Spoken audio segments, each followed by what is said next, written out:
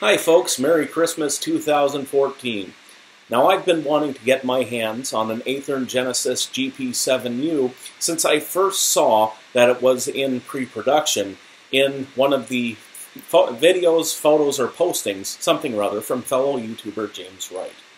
Well, I went out and I purchased one on eBay, and so we have today a review of the Athearn Genesis GP7u number 2233, the non-dynamic brake model. Let's get started. We'll take a look at the packaging, we'll take a look at the detailing of the locomotive, some of the sound aspects, some of the lighting aspects. We'll take a look at weight, performance, speed, you name it. Let's get started. So let's open the box. Now the first thing you notice, of course, is the owner's manual. You see the warranty information, newsletter subscription information, all these good things. And then you get to the packaging itself. A nice foam pad, and underneath that foam pad is a hard plastic box that the model rests in. It's completely immobilized, and of course that box is inside foam, which is inside a cardboard box. So let's pull it out here. And you notice that it sort of slides open, and we'll leave that details to you to figure out, but just showing you the packaging. So looking at the locomotive itself, you'll notice that it's got some very fine detail. Now I'm looking at it, it has separately applied grab irons, it has all those MU cables, it has the air hose, and it has a McHenry coupler with its own air hose. Seems like you have an extra air hose there because of the coupler, but that's detail tripping over itself. Look back, it has separately applied windshield wipers, a very nice cab interior, a little mirror there on the side of the cab. And then looking up at the roof detail, it goes even further. You got your little sand hatch cover, you got your air horn up there. Little nitpick, they put on a K3LA. Santa Fe usually used Leslie S3Ls for these locomotives, at least when I've seen them in operation. And the Tsunami is in fact set to an S3L, which is a curious choice that they'd use a K3LA. But you also have an air conditioning unit up on top, a strobe light, very beautifully detailed. And looking around back, you see it has a Sinclair antenna on its own little platform. Very fine, very delicate legs on that platform. Incredible. You probably wouldn't want to turn a 2-year-old loose on this locomotive. Rotating it around, we'll look at the side here. You see the writing on the pilot there for Cleburne Shops, very legible, very detailed trucks. You have the sanding tubes before and after the trucks for extra traction. On the trucks themselves you have the brake cylinders, the swing hangers, even a speedometer cable over the top in detail. But then looking in the cab, it gets even more amazing. You have the little brake handle, you have the throttle slots, you have everything in there. You even have the gauges and dials. I'll try and lower the camera a little bit so that we get to see the gauges and dials. But they don't have numbers painted on them, but you know, they'd be absolutely microscopic if they did. And going back, you have the air intake, which with a patch over it, prototypically correct for Santa Fe. All of these different items that Athearn has done to make this prototypically correct for the Santa Fe GP7u.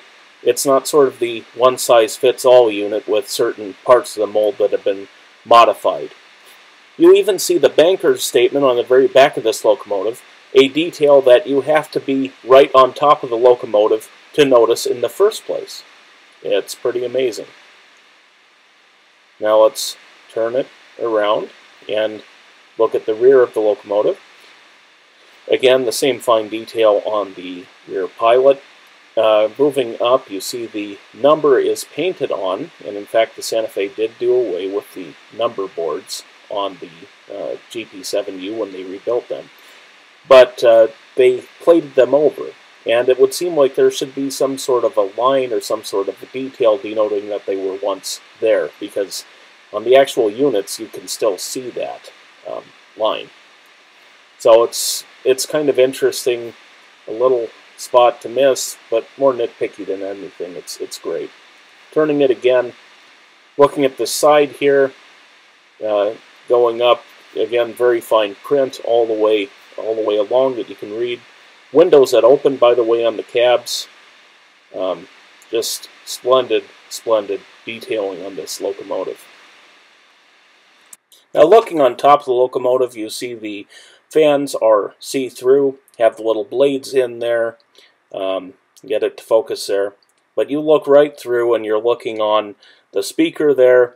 You're looking in on through the smokestacks. They actually had 4 of these, again to match prototype. But looking in on the sound card there in the middle, and then on whatever they have underneath the fans in the front of the locomotive. But very fine detail on top as well, over the top. And you have the little lift rings even. This is something that I've rarely seen, that they've usually simply been molded on. But Athearn went over the top here. The weight of a locomotive is usually going to be a good indicator of its pulling power.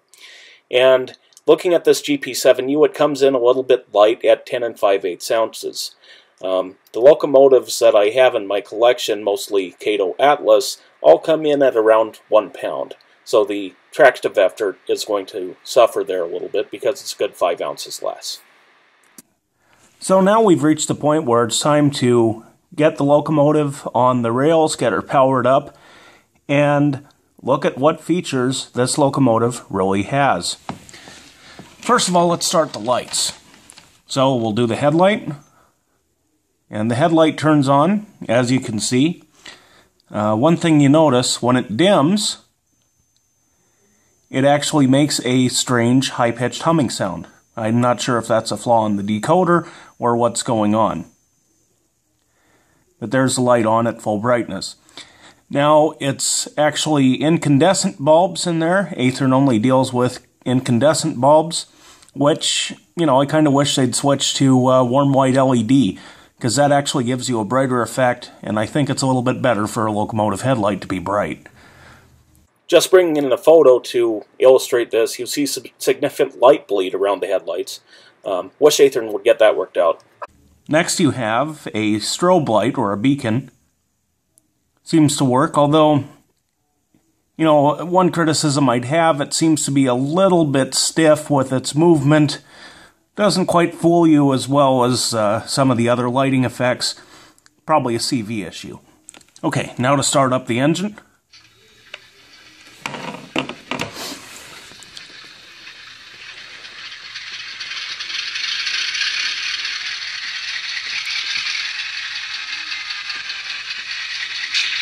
And there's your prime mover working.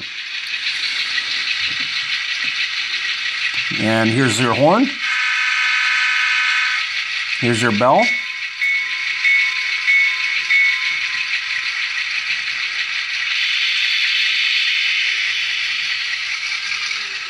And there it's moving at throttle notch 2. Beautiful locomotive.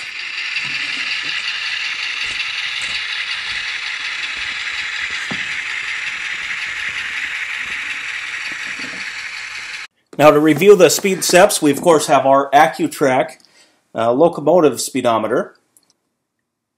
Go at the slowest speed.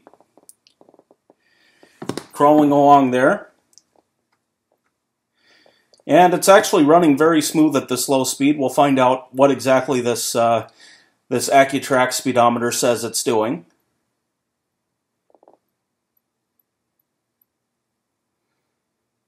I have the sound switched off, of course, right now so that you can hear me a little bit better. Should register any moment now. 1 scale mile per hour at speed step 1 of 128. Okay, let's do another attempt with speed step 50. Now, listening to the motor when it's just running by itself, it sounds very smooth. much quieter than the Athearn units of yore. They've really done an amazing job upgrading their game. 41 scale miles per hour at speed step 50, or 126. We are at 63 miles per hour.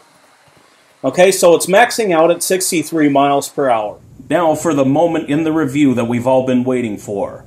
Before us, we have 2233, a GP7u, weighing in at 10.5 ounces. Competing against GP7 from Atlas Cato, 2891, formerly 2683. This locomotive weighs in at 15.5 ounces.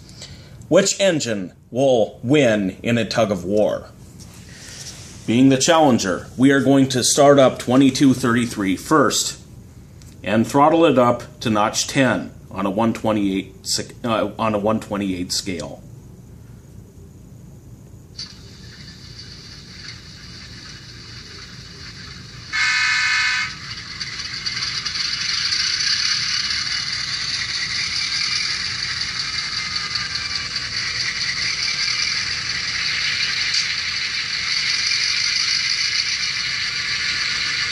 And it's throttled up to 10. Not really making any inroads on this Atlas. Time to start up the Atlas 2891.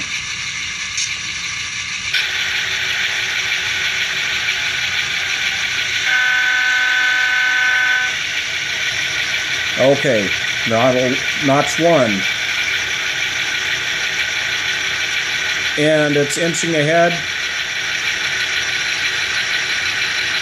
Notch 6. Notch 10. Huh. It's like the Atlas just said, what, you wanted to pull me to the Athearn Genesis? Well, that just about wraps it up for this review of Athearn's all-new Genesis GP7u locomotive. The detail is absolutely gorgeous. It'll look fine on your layout, whether it's pulling grain cars or whether it's pulling box cars in your yard. It's an absolutely beautiful locomotive. I'm not one bit disappointed after over a year of anticipation for this unit.